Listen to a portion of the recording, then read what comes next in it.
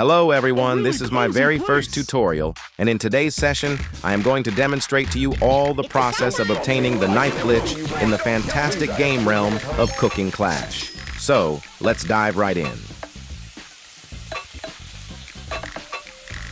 Therefore, the initial action you need to undertake is to visit OP Auto Clicker. Then, press the Start button on your device to initiate single target mode.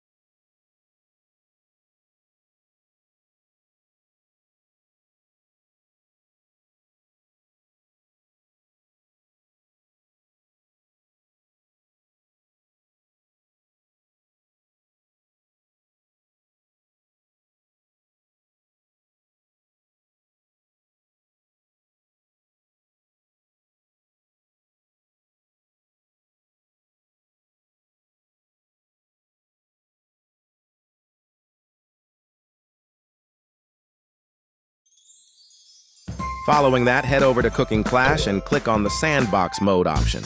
It's a chow time! I'm on a diet. A salad will be good. And after completing these steps, carefully position the circle around the knife and gently press the triangle button.